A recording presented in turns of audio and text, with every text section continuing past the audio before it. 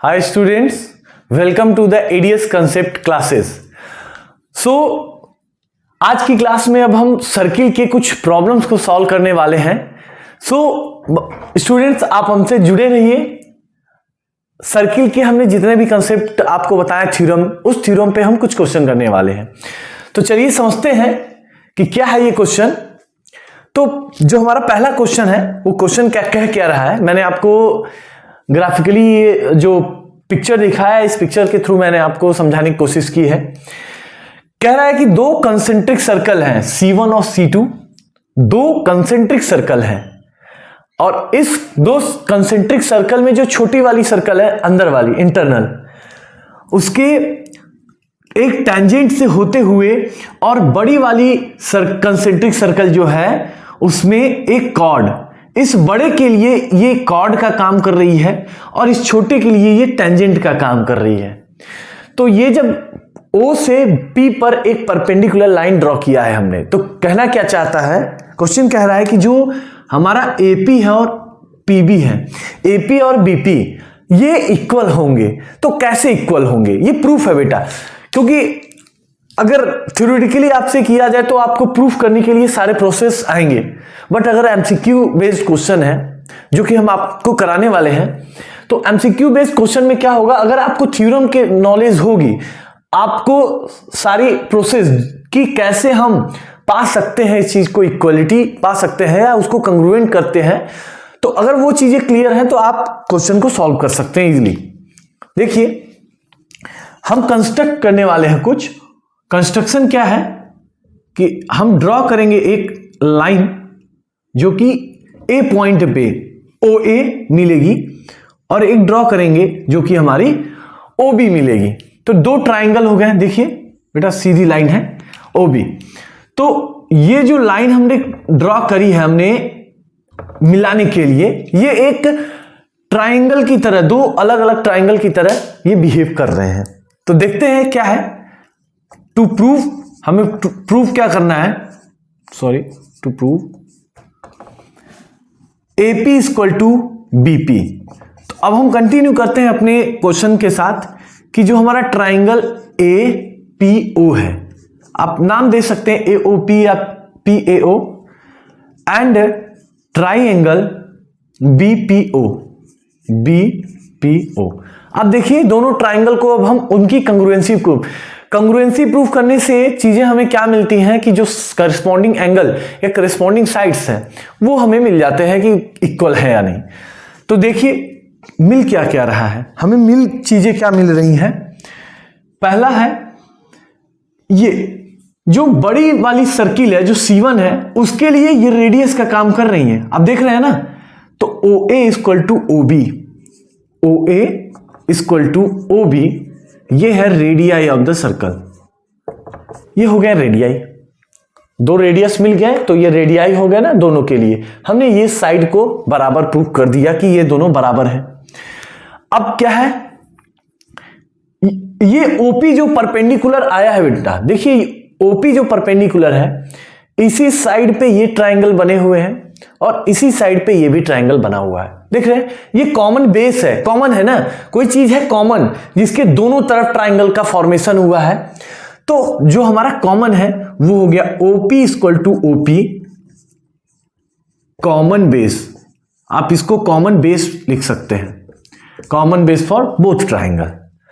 कंग्रुएंसी के लिए हमें तीन चीजों का होना जरूरी है. तो तीसरी चीज हमें क्या मिल रही है, ये परपेंडिकुलर जो चीजें ड्रॉ हुई है, जो ये परपेंडिकुलर हमने ड्रॉ किया है, तो ये परपेंडिकुलर ड्रॉ करने से हमारा क्या मिल रहा है कि जो angle APO equal to angle BPO. तो ये क्या है बेटा, ये है 90 डिग्री. ये जो एंगल है ना ये 90 डिग्री है. तो ये तीनों चीजें प्रूफ हुई. तो हमें क्या मिला कि जो ट्राइंगल APO है वो कॉन्ग्रुएंट है ट्राइंगल BPO के.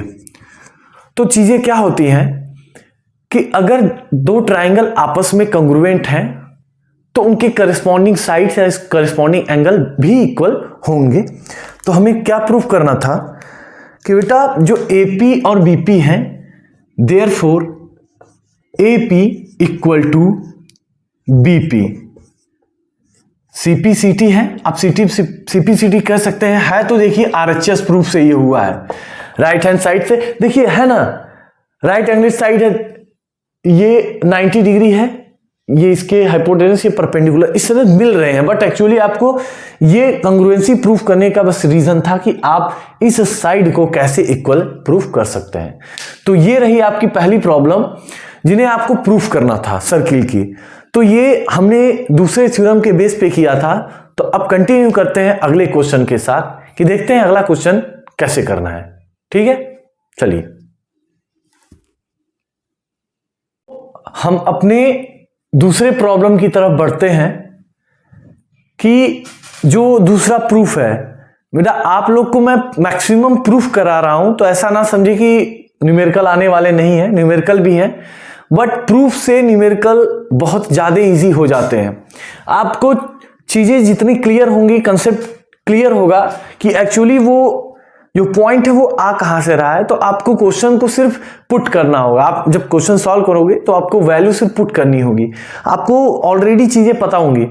आपको MCQ सॉल्व करना है तो आपको क्या करना है, आप प्रूफ करोगे नहीं, आपको थ्योरम देखना है नहीं है, आपको समझना है। अगर चीजें आप समझ जा रहे हो तो आपको फटाफट करना रहेगा। देखिए कह रहा है prove that the tangent drawn at the ends of the diameter of a circle are parallel। दो tangent हैं, वो सर्कल के एक डायमीटर को लेकर के उसके पैरेलल ड्रॉ कर दिया गया है। ठीक है, तो क्या कर रहा है कि जो ये दोनों होंगे ये पैरेलल होंगे कि नहीं होंगे, यही प्रूफ करना है।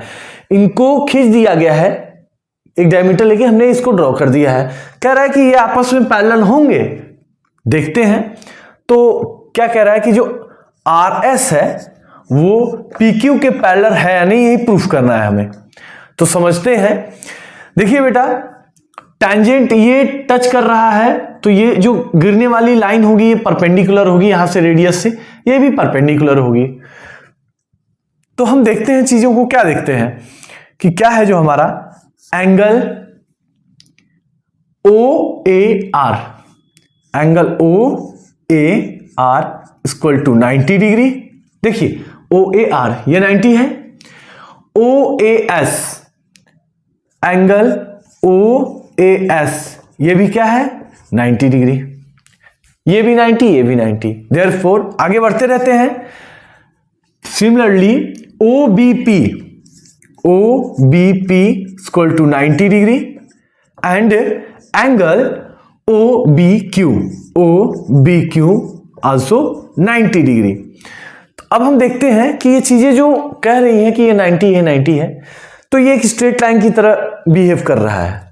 अब देखिए, अब हम दिखाना क्या चाहते हैं, समझने की कोशिश कीजिएगा। जो एंगल RAO है या OAR है, ये जो एंगल है ये वाली, ये एंगल और ये एंगल आपस में क्या है बेटा, इक्वल है।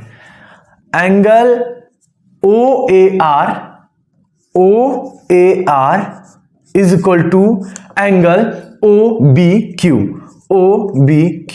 ये है ना, ये भी 90 है, ये भी 90 है, तो दोनों इक्वल है ना, इक्वल है। कैसे है कैसे, अल्टरनेट इंटीरियर एंगल। ठीक है बेटा, अल्टरनेट इंटीरियर एंगल, जो कि बताते हैं कि जो हमारे दो लाइन है इसको कट किया हुआ है, तो ये दोनों आपस में क्या हो गए, इक्वल हो गए। वैसे ही angle OAS equal to OBP, ये भी क्या है, अल्टरनेट इंटीरियर एंगल। तो हमारा क्या प्रूफ हुआ, यहां से हमारा प्रूफ हुआ है कि अगर ये एंगल आपस में इक्वल हैं, तो बेटा आपस में इक्वलिटी का क्या रूल होता है कि जब दो लाइन पैरेलल है और ये अगर इंटरसेक्ट कर रहा है तो ये तभी आपस में इक्वल कहलाए जाएंगे। इंटरनेट जो हमारा अल्टरनेट इंटीरियर एंगल है, चाहे ऐसे हो चाहे ये वाले हो, तभी इक्वल होंगे जब ये दोनों लाइन आपस में पैरेलल होंगे। तो इसका मतलब ये दोनों इक्वल हैं तभी ये दोनों पैरेलल प्रूफ हुए। ये आपस में इक्वल होने पर ही ये प्रूफ हुआ कि जो हमारा आर एस है, जो लाइन टेंजेंट आर एस है, वो पी क्यू के पैरेलल है। यही प्रूफ करना था बेटा। तो मैंने क्या बताया कि अगर एंगल अंदर के इक्वल हैं तो वो तभी इक्वल होंगे जब ये दोनों लाइन आपस में पैरेलल होंगी। अगर ये इक्वल हैं तो ये लाइन आपस में पैरेलल होंगी। तो हमने इनकी इक्वालिटी को प्रूफ कर दिया। तो जब ये आपस में इक्वल हो गए तो जो हमारे ये है एंगल, जब एंगल आपस में इक्वल हो गए तो इसका मतलब क्या हुआ कि जो टेंजेंट ड्रॉ किया गया है ये पैरेलल लाइंस है, बिल्कुल एक दूसरे के पैरेलल है। तो ये हमारा दूसरा प्रॉब्लम रहा। तो अब क्या है, इन प्रॉब्लम से आपके कंसेप्ट और क्लियर होंगे, जिसकी वजह से आप जो क्वेश्चन करने वाले हो अगली क्लासेस में या प्रैक्टिस करने वाले हो तो बहुत ही इजी वे से कर सकते हो। ठीक है, तो ये रहा हमारा इस लेक्चर का last question. So thank you all of you. ऐसे ही क्लास को कंटिन्यू ज्वाइन किए जा रहे हैं। जो हम प्लेलिस्ट दे रहे हैं आपको सर्किल चैप्टर के क्लास 10th के लिए सीबीएसई, वो कंटिन्यू आप प्रैक्टिस करते रहिए। डे बाय डे आपको सारे वीडियोस अपडेट होते रहेंगे, अपलोड होते रहेंगे और आप अपनी प्रैक्टिस करते रहिएगा। हम जल्द ही आपके एग्जाम बेसिस पे टेस्ट सीरीज और एमसीक्यू के क्लासेस लेने वाले हैं जो कि लाइव भी रहेंगी और आपको सारी चीजें अवेलेबल कर दी जाएंगी। हमारे लिंक्स पे सब कुछ मिल जाएगा। So thank you so much all of you. हमारे चैनल को सब्सक्राइब कीजिए और ज्यादा से ज्यादा टाइम तक जुड़े रहिए और इन्हें प्रैक्टिस करने की कंटिन्यूटी बनाए रखिए।